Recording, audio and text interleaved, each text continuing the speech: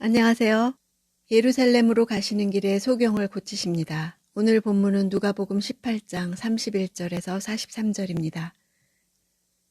31절. 예수께서는 12제자를 곁에 불러놓고 말씀하셨습니다. 보라, 우리는 예루살렘으로 올라간다. 예언자들이 인자에 대해 기록한 모든 것이 이루어질 것이다. 예수님은 제자들에게 마지막 순환 예고를 하십니다. 재산을 포기하지 못하고 떠난 관원과 모든 것을 버린 제자들을 대조한 후에 모든 것을 자신의 생명까지도 하나님 나라를 위해 버리시는 자신에 대해서 말씀하십니다. 이방인들을 대상으로 기록한 누가가 예수님의 순환을 예언자들이 인자에 대해 기록한 모든 것이 이루어질 것이라 하신 것은 예수님의 순환과 죽으심이 결코 세상 권력자들의 힘에 의해 불가피하게 이루어진 것이 아니라 구약 성경의 예언에 따라 하나님의 계획 가운데 이루어진 것임을 말하고자 한 것입니다. 32절. 인자가 이방 사람들에게 넘겨져 조롱과 모욕과 침뱉음을 당할 것이다.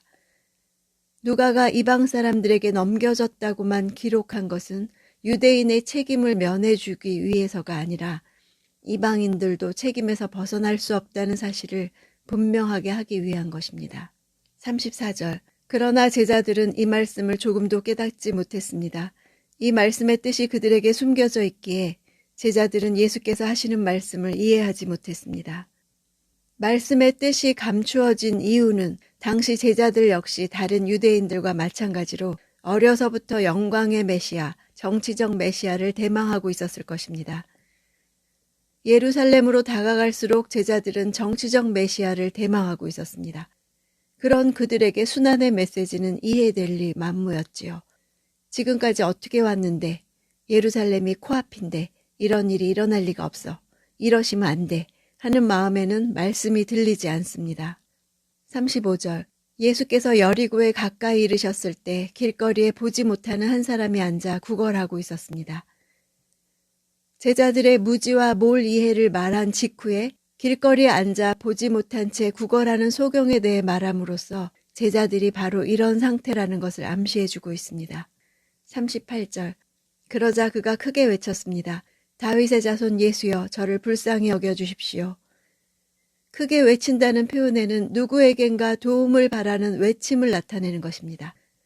마태와 마가는 거칠게 소리 지르는 단어를 쓴 것에 비해서 누가의 표현은 그가 예수의 능력을 신뢰하고 도움을 바라고 외쳤다는 것을 표현하고 있습니다. 40절. 예수께서 가던 길을 멈추고 그 사람을 데려오라 하고 명령하셨습니다. 그가 가까이 다가오자 예수께서 물으셨습니다.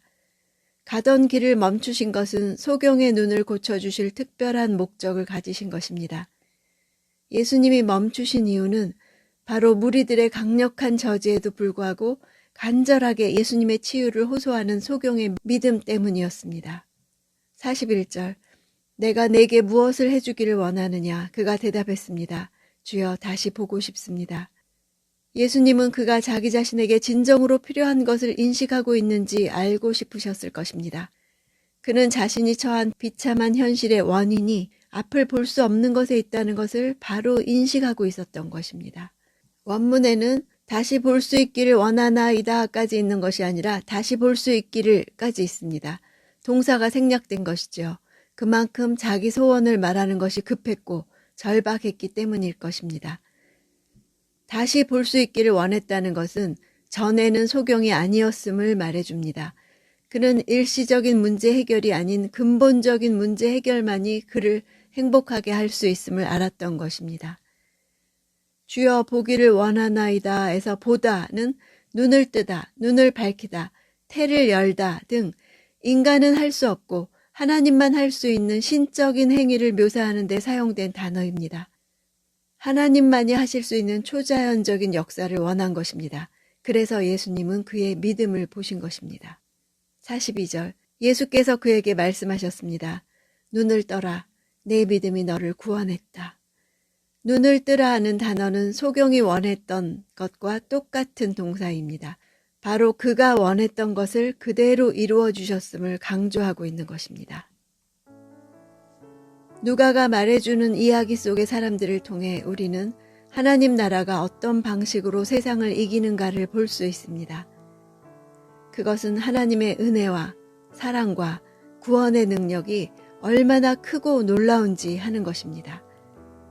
이런 하나님을 알고 믿을 때 세상 속에서의 우리의 위치와 현재의 상황이 어떠하든 그것에 개의치 않고 하나님만을 전적으로 의존해 나아갈 수 있습니다.